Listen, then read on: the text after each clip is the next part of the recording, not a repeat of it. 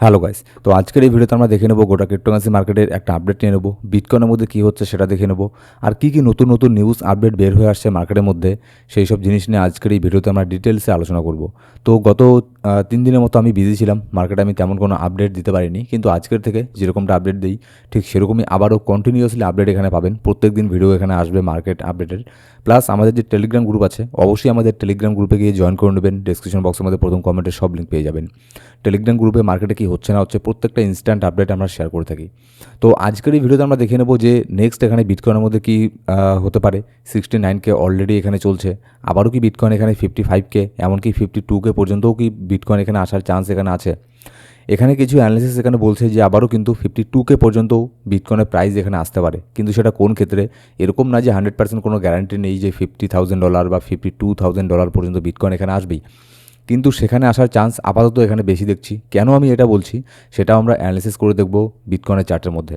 তো ভিডিও শুরু করার আগে ছোট্ট একটা ডিসক্লেমার দিয়ে শুরু করবো আজকের এই ভিডিও। এবার সবার প্রথমে যদি দেখি ক্রিপ্টোকারেন্সি মার্কেটের fear and greed index 9 number score market আপাতত এখানে চলছে। মার্কেট প্রচণ্ড পরিমাণে এখানে ফিয়ারের মধ্যে আছে, নতুন করে এখানে বলার কিছু নেই। মার্কেট সেই যে এখানে আপনার ফিয়ারের মধ্যে ঢুকে গেছে, এখনও পর্যন্ত ফিয়ারের মধ্যে এখানে আছে। মার্কেট যখনই একটুখানি এখানে ট্রাই করছে নর্মালের দিকে যাওয়ার, ঠিক তখনই কিছু না কিছু মার্কেটের মধ্যে এখানে ম্যানিপুলেশন এখানে করা হচ্ছে, যার ফলে মার্কেট আবারও একটা বড় ধরনের ডিপের মধ্যে চলে আসছে। এবার যদি ইউএসের স্টক মার্কেটের মধ্যে দেখি, ইউএসের স্টক মার্কেটও কিন্তু খুব একটা যে এখানে বেশি ভালো এখানে চলছে এরকমটাও না। ছোটোখাটো একটা 1-2% মতো এখানে মোটামুটি রেড আমি দেখছি আপাতত ওভারঅল যদি ইউএসের মার্কেট এখানে দেখি। কিন্তু আজকে এখানে আর কয়েক ঘন্টা পরে ইউএসের মার্কেট এখানে ওপেন হবে। এবার ইউএসের মার্কেট কীভাবে ওপেন হবে, ইটিএফ তারা সেল করছে না বাই করছে, এর উপরও শর্ট টার্মের জন্য ডিপেন্ড করবে। ঠিক আছে, এরকম না যে ইটিএফ বাই করলো তার মানে মার্কেট বিশাল বড় পাম্প হবে, না, এরকম কিচ্ছু হবে না। ইটিএফ যদি বাই করে মার্কেট হয়তো এখানে সার্ভাইভ করবে, কিংবা $1-2 হাজার একটা পাম্প এখানে হতে পারে। কিন্তু যদি ইটিএফ সেল করে সেক্ষেত্রে কিন্তু মার্কেটে বড় ভালো একটা ডাম্প এখানে হওয়ার চান্সই এখানে বেশি আছে, কারণ মার্কেটের সেন্টিমেন্টই এখন বিয়ারিশ। এবার নেক্সট যদি এখানে দেখি অন্যান্য অল্ট কয়েন, তেমন কোনো এখানে নতুন করে অল্ট কয়েনের আপডেট এখানে কী দেবো, যেখানে বিটকয়েনের অবস্থাই এখানে খারাপ, তো সেক্ষেত্রে এখানে অল্ট কয়েনের অ্যানালিসিস করার কোনো এখানে মানেই হয় না। এবার নেক্সট আমরা যদি এখানে চলে আসি ইটিএফের মধ্যে, ইটিএফ দেখুন গতকালকে এখানে বাই করেছে, তার আগের দিনও এখানে বাই করেছে।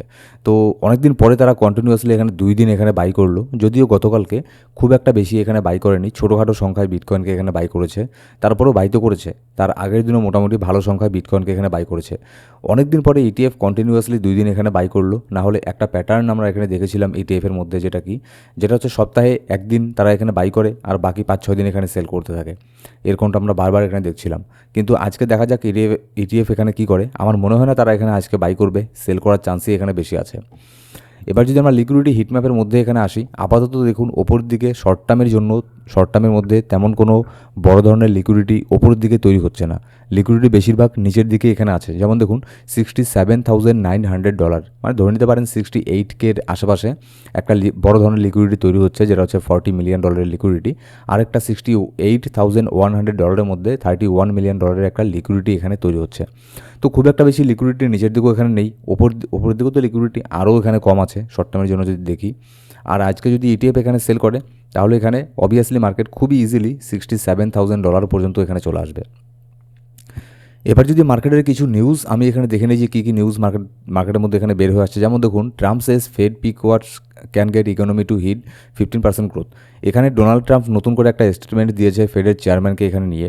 তো ডোনাল্ড ট্রাম্প আর পাওয়েলের সাথে এখানে আপনার এরকম আপনার সমালোচনা তো তারা এখানে একে অপরকে এখানে করতেই থাকে, যেটা আমরা দেখি সোশ্যাল মিডিয়ার মধ্যে। এবার নতুন করে ট্রাম্প এখানে বলেছে যে ফেডের যে পরবর্তী চেয়ারম্যান এখানে হিসেবে যাকে ট্রাম্প দেখতে চায় আর যাকে দেখতে চায় সেই এখানে অবভিয়াসলি এখানে হবে। সে যখনই এখানে আপনার ফেডের চেয়ারম্যান এখানে হয়ে যাবে, ইউএসের ইকোনমির মধ্যে এখানে গ্রোথ এখানে আসবে, এরকম একটা স্টেটমেন্ট এখানে ডোনাল্ড ট্রাম্প দিয়েছে। যদি আমি এখানে দেখি মার্কেটের দিক থেকে দেখলে এটা কিন্তু একটা গুড নিউজ ছিল। মার্কেট এখানে পাম্প হওয়ার দরকার ছিল মার্কেটের, কিন্তু সেটা কি হয়েছে? না।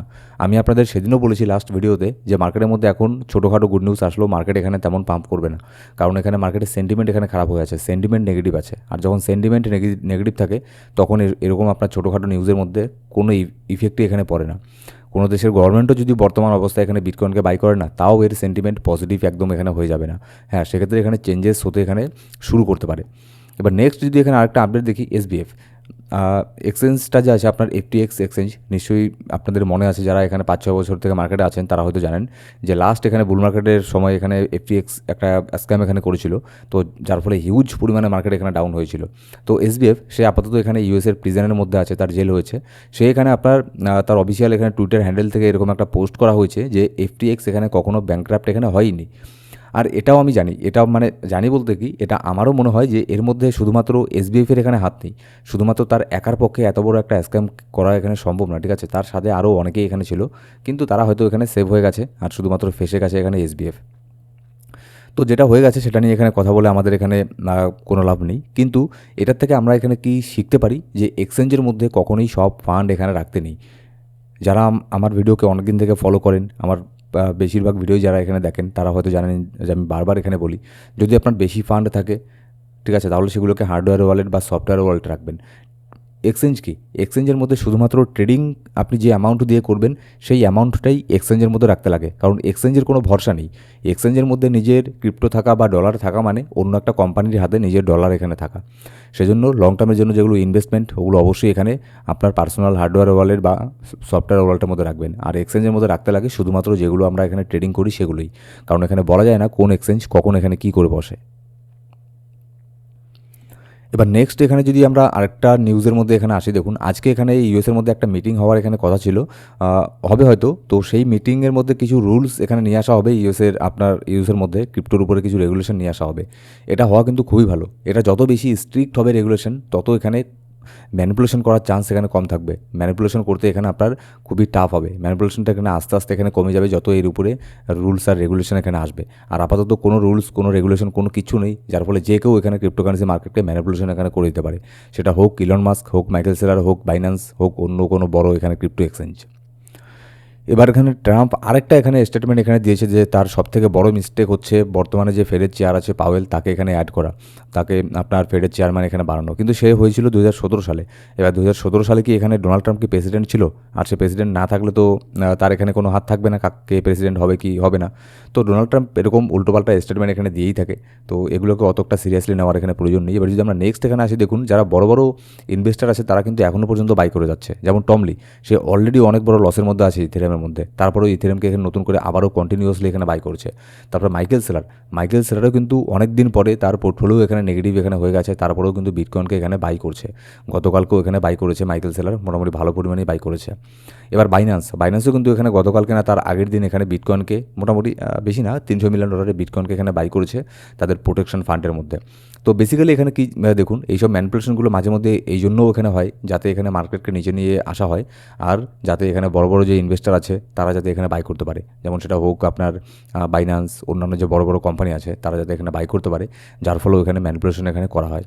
এবার যদি আমরা চার্টের মধ্যে আসি, বিটকয়েনের মধ্যে দেখুন আমি সোজাসুজি কোনো এখানে এদিক সেদিক বলে সময় নষ্ট না করে সোজাসুজি এখানে আমি যেটা বলছি সেটা হচ্ছে, দেখুন চার্টের মধ্যে আপাতত আমি পজিটিভিটি কোনো কিছু দেখছি না, শুধুমাত্র এখানে নেগেটিভিটি এখানে আছে আপাতত। উইকলি ক্যান্ডেলের মধ্যেও যদি এখানে বিটকয়েন 68,000-এর ওপরে উইকলি ক্যান্ডেল ক্লোজ না করতে পারে তাহলে কিন্তু সেক্ষেত্রে আমরা 52K পর্যন্ত কিন্তু এখানে চলে আসতে পারি। আর উইকলি যদি আমরা এখানে ডেলি ক্যান্ডেলে আসি, ডেলি ক্যান্ডেলও কিন্তু এখানে খুব একটা তেমন আমি স্ট্রং কোনো কিছু এখানে দেখছি না, পজিটিভ কোনো কিছু এখানে সাইন দেখছি না, ঠিক আছে। ডেলি ক্যান্ডেলও কিন্তু এখানে নেগেটিভ আছে। বর্তমানে ডেলি ক্যান্ডেলের আগের ক্যান্ডেলটাও কিন্তু একটা বিয়ারিশ ক্যান্ডেল এখানে হয়ে গেছে। হ্যাঁ, তার আগেই যে বড় একটা রেড ক্যান্ডেল দেখছেন, তারপর একটা বড় গ্রিন ক্যান্ডেল, এটা ঠিক ছিল, কিন্তু এই গ্রিন ক্যান্ডেলের ওপরে যদি এখানে ডেলি ক্যান্ডেল আর একটা ক্লোজ হয়ে যেত তাহলে এক্ষেত্রে আমরা এখানে একটু পজিটিভ এখানে হতে পারতাম, কিন্তু ক্যান্ডেলের মধ্যেও তেমন কোনো পজিটিভিটির কোনো আমি চিহ্ন এখানে দেখতে পারছি না। তো সেক্ষেত্রে আপাতত আমি শর্ট টার্মের মধ্যেও এখানে বিয়ারিশ এখানে আছি, আর মিড টার্মের জন্য এখানে বিয়ারিশ আছি। আর উইকলি ক্যান্ডেল 68K নিচের মধ্যে ক্লোজ করলে সেক্ষেত্রে 52K পর্যন্ত প্রাইস এখানে আসতে পারে বিটকয়েনের। সো গাইস, এই ছিল আজকের ভিডিও ভালো লাগলে অবশ্যই একটা লাইক করবেন। আর প্রত্যেকদিন আমরা এই ইউটিউব চ্যানেলের মধ্যে ক্রিপ্টোকারেন্সি মার্কেটের A to Z নিউজ কী হচ্ছে না হচ্ছে মার্কেটে, এইসব নিউজ আপডেট এখানে নিয়ে আমরা ভিডিও দিয়ে থাকি। তো অবশ্যই এরকম ভিডিওর প্রয়োজন হলে আমাদের এই ইউটিউব চ্যানেলকে সাবস্ক্রাইব করে বেল বাটন প্রেস করে অল সিলেক্ট করে রাখবেন প্রত্যেকটা ভিডিও আপডেট সবার আগে পাওয়ার জন্য। Thank you so much guys.